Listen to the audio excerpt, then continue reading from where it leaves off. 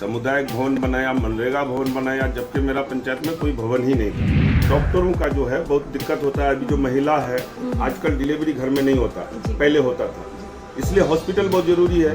मेरा पहला मुद्दा है कि हॉस्पिटल होना चाहिए। पब्लिक तक सही सलामत नहीं पहुँचता, आम पब्लिक परेशान। क्या करते हैं? हम ऐसे ही घूमते हैं नेताजी की तरफ। मेरा खानदान में जमीनी विवाद था, मेरा परिवार टूट चुका था हमसे, इसलिए हम हार गए थे।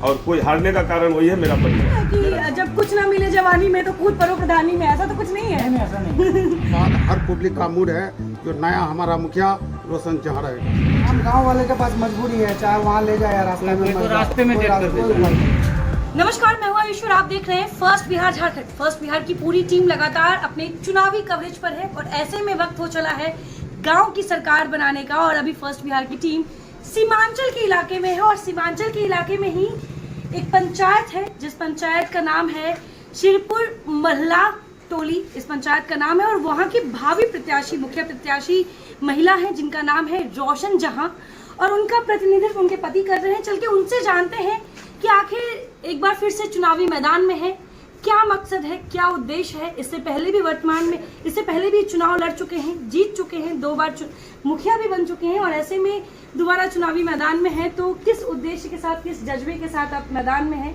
पहली बात तो हमारे साथ जुड़ने के लिए बहुत बहुत शुक्रिया आपका। जी, आपका टीम के माध्यम से सभी दर्शकों को धन्यवाद देता हूँ। मैं चाहूंगी कि आप एक बार रोशन जहां का और अपना परिचय अपने पंचायत के जितने भी दर्शक हैं हमारे जो देख रहे हैं उनको एक बार खुद से दें। देखिए, मेरा नाम पूर्व मुखिया रिजवान आलम, ग्राम पंचायत श्रीपुर मल्ला टोली से। मैंने 2 बार मुखिया बना हूँ, 2 टर्म जीता हूँ लगातार, और जीतने के बाद जहाँ तक हो सका हमने काम किया। मेरा पंचायत कटछट के नया पंचायत बना था 2002 में, और हमने नया पंचायत भवन भी बनाया, सामुदायिक भवन बनाया, मनरेगा भवन बनाया, जबकि मेरा पंचायत में कोई भवन ही नहीं था। अब रहा बीच में 5 साल मैं हारा था और उस गलतियों को खोज के निकाला हूँ। अभी मेरी पत्नी रोशन जहां को जो है तो खड़ा करूंगा पब्लिक के बीच।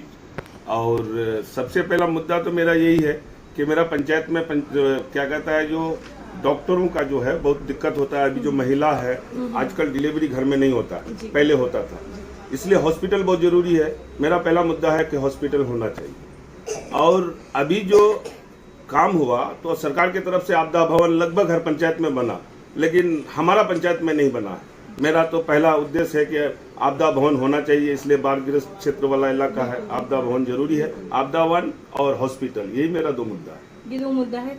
इन्होंने एक चीज सही कहा कि जो भी इनकी पुरानी गलतियां थी जिनकी वजह से महज 60 वोटों से ये इनके हाथ से पिछला चुनाव निकल गया था, उसको हम हारना नहीं कहेंगे क्योंकि जनता का भर भर के प्यार मिला था।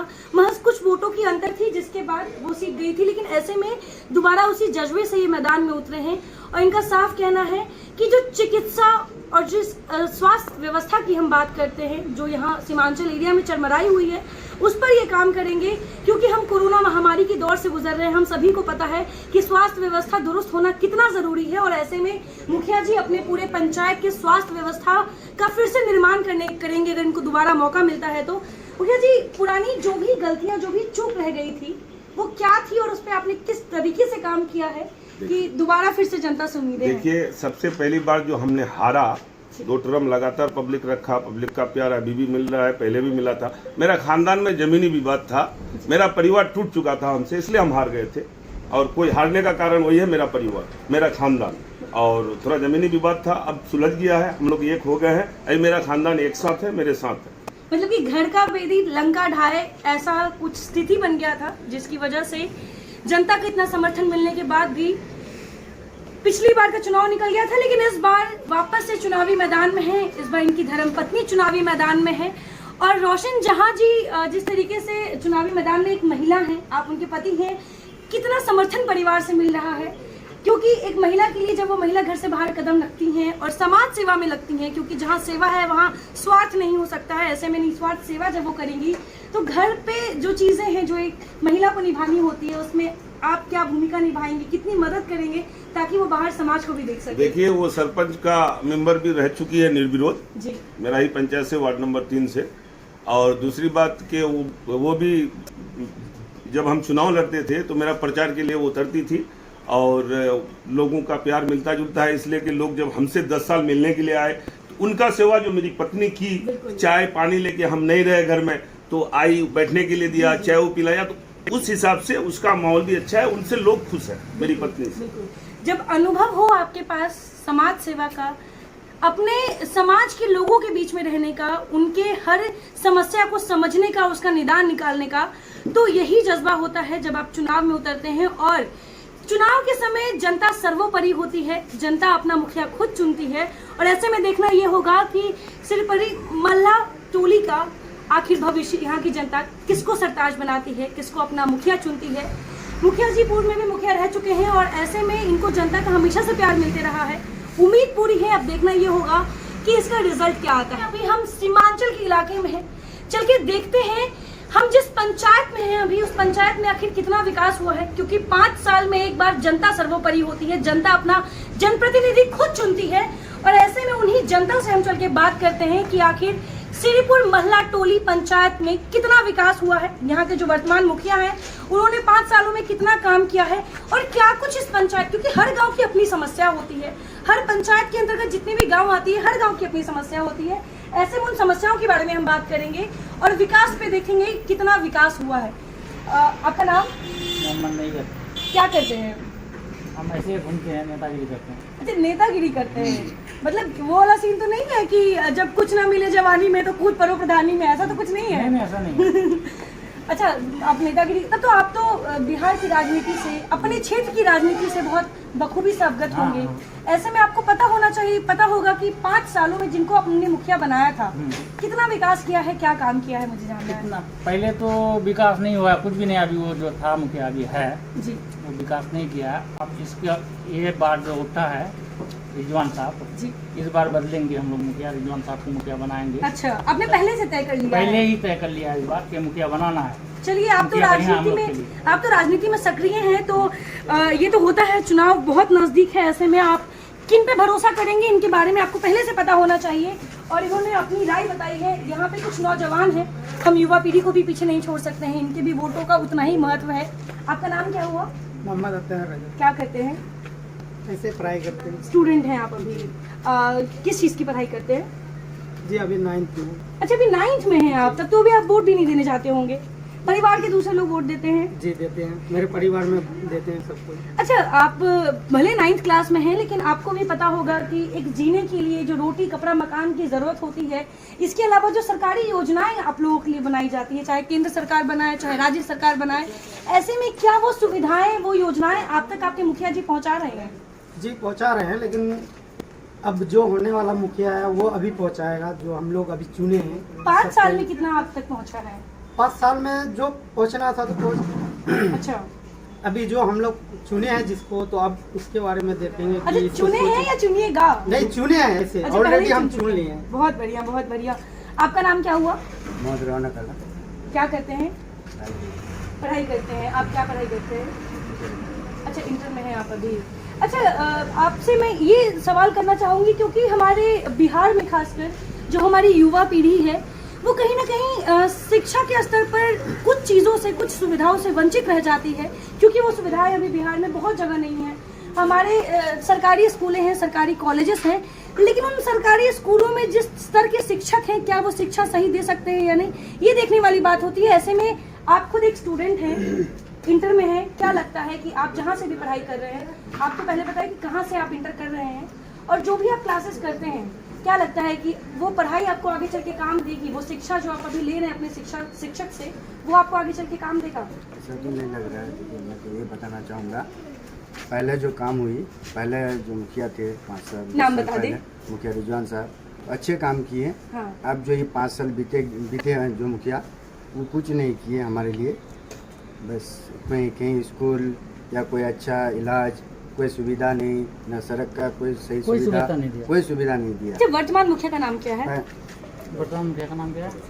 अख्तर। अच्छा, मैं हमेशा कहती हूँ काम बोलता है। अगर आप काम कीजिएगा तो आपकी जनता आपका सराहना करेगी, और अगर आप काम नहीं कीजिएगा तो जनता आपके मुंह पे भी बोल के जाएगी कि आपने काम नहीं किया है। और ऐसे में अख्तर जी जो यहाँ के वर्तमान मुखिया हैं, मैं आपको बता दूं कि ये इनसे पूछने वाली बात नहीं है। हम ग्राउंड पे हैं, हम ग्राउंड रिपोर्टिंग कर रहे हैं, हम अपनी आंखों से हकीकत देख रहे हैं कि चाहे यहाँ का स्वास्थ्य व्यवस्था हो, शिक्षा व्यवस्था हो, चाहे नाली गली रोड जिसकी भी हम बात करते हैं, जो एक आम इंसान को जीवन जीने के लिए जो सरकारी सुविधाएं होती हैं वो इन तक नहीं पहुँच पा रहा, उनसे ये वंचित है। बहुत पिछड़ा इलाका है, ऐसे में इन चीज़ों पर ध्यान देने के लिए यहाँ की जनता को जागरूक होना पड़ेगा। वो अपने जो भी जनप्रतिनिधि चुनेंगे उन पर उनको विश्वास करना होगा।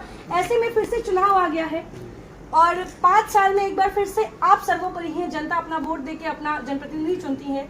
क्या लगता है इस बार किनसे उम्मीदें लगाए बैठे हैं और जिनसे उम्मीदें आपने पहले की थी उन्होंने कितना काम किया है? जी, वो जो मुखिया रिजवान जो जीता हुआ था जी, तो ये बीपीएल हमारा पंचायत में मोट 300 था।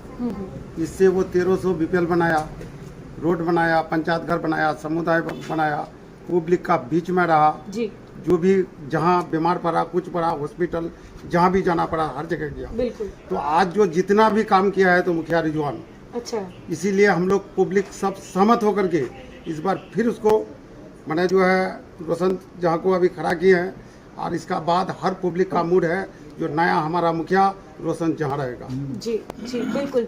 तो ये थे हमारे साथ इस पंचायत की जनता और इनका साफ कहना है कि जो जनता के बीच में रहेगा, जो जनता के बीच में रह के काम करेगा, जो हमारी समस्याओं को सुन के 24 घंटे हमारे लिए तत्पर रहेगा, हम उन्हें ही चुनेंगे, चाहे वो कोई भी हो। और ऐसे में इन्होंने अपना नेता चुन लिया है। देखना ये होगा कि इस पंचायत की जनता आखिर किसका भविष्य तय करती है, किसको अपना मुखिया बनाती है। अच्छा ये बताइए आपका नाम क्या है? मेरा नाम मोहम्मद हारून हुआ। क्या करते हैं? बिजनेस करते हैं। अच्छा, व्यापारी हैं। ये बताइए, बिजनेस करते हैं, महामारी हुई थी, महामारी की तंगी में जितने भी कारोबारी थे, खासकर जो बिजनेसमैन थे, उनकी नैया डूब रही थी, अभी भी डूब ही रही है। ऐसे में क्या लगता है कि सरकार की तरफ से जो योजनाएं बनाई जा रही हैं, एक आम योजनाएं जो बनाई जा रही हैं, क्या वो आप तक सही सलामत पहुंच रहा है? देखिए, पब्लिक तक सही सलामत नहीं पहुंचता है, आम पब्लिक परेशान है। सरकार जो भी मतलब जो है देता है वो जो है जो ऊपर पद में जो रहता है वही खा जाता है, जनता तक पहुंचता है। जनता परेशान है, गरीब तो आज बहुत ज़्यादा परेशान है, छोटा बिजनेस वाला और ज़्यादा परेशान है। किसी तरह मतलब जो है हम लोग का रोजी रोटी चलता है। अच्छा, आपके गांव की मुख्य समस्याएं क्या क्या हैं? क्या क्या ऐसा चीज़ है जिनसे आप अभी भी वंचित हैं? देखिए, हम लोग का गांव में अभी तक मतलब जो है सही से रोड नहीं है, उसके बाद नाला नहीं है, आदमी का बहुत तरह का परेशानी है, बीमारी आजारी रहता है, हॉस्पिटल दूर में है, कोई नज़दीक में हॉस्पिटल नहीं है। कितना दूर है यहाँ से अस्पताल? कम से कम 15 किलोमीटर दूर। 15-20 किलोमीटर यहाँ से अस्पताल दूर है। ऐसे में अगर मान लीजिए किसी को इमरजेंसी सेवा की जरूरत पड़े तो कैसे गांव वाले कैसे मैनेज करते होंगे? हम गांव वाले के पास मजबूरी है, चाहे वहाँ ले जाए या रास्ते में, तो रास्ते में कोई डेट कर कोई देता उपाय नहीं। गरीब के पास तो कोई गाड़ी रहता नहीं है, कोई ठेला में ले जाता है, कोई साइकिल में लेके जाता है, बहुत तरह का परेशानी। फ़ोन कीजिए तो गाड़ी टाइम पे नहीं आता है। सबसे ज़्यादा जो आपका जो है जो डिलीवरी पेशेंट रहता है उसके लिए और ज़्यादा परेशानी। जी जी, जो एक्सीडेंट्स में जिनके होते हैं। आपने सुना, ये बात दुर्भाग्य की बात है कि अभी भी इस पंचायत की जो जनता है वो स्वास्थ्य व्यवस्था से वंचित है। उनको अगर चिकित्सा की जरूरत होती है तो उन्हें 15-20 किलोमीटर दूर जाना पड़ता है। और ऐसे में अगर कोई इमरजेंसी केस हुआ तो वो बेचारा रास्ते में ही दम तोड़ देता है, क्योंकि यहाँ पे ना तो बिहार सरकार का ध्यान है और ना ही यहाँ के जनप्रतिनिधि का कि स्वास्थ्य व्यवस्था हमारे लिए कितना जरूरी है। फिलहाल बने रहे फर्स्ट बिहार झारखंड के साथ। धन्यवाद।